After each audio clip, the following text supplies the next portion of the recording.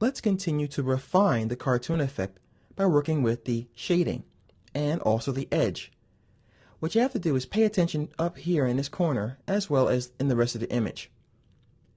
If you want to have less colors to deal with for a more comic book style, you can knock it down by going to shading steps, and look at the difference here.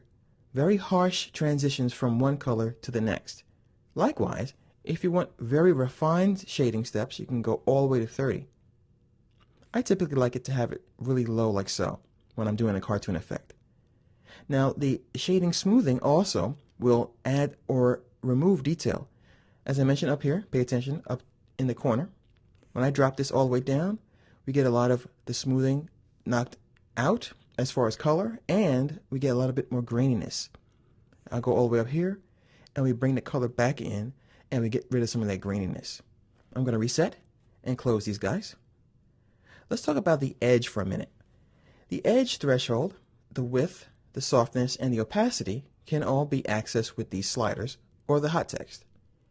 So with the threshold, I can move the slider all the way to the right and pretty much change the amount of space the effect will be applied to. We get these very, very thick lines and very thin lines almost invisible by going all the way to 1.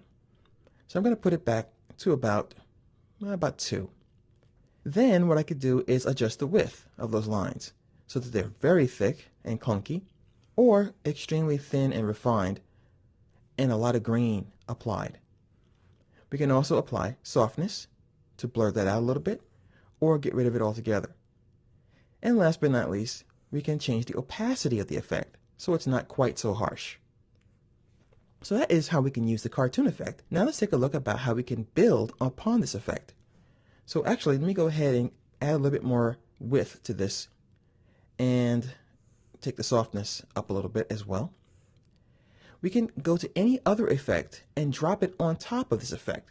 For example, I can go to Effect, I can go to Blur and Sharpen, for example, and choose a fast blur, and then drag this effect on top of this stack. So I can blur the whole thing out, but still have the cartoon effect applied. And that's pretty important. You can always rearrange the stacking order of your effects in After Effects so that you can combine and make your own effects. So that is how to use the cartoon effect.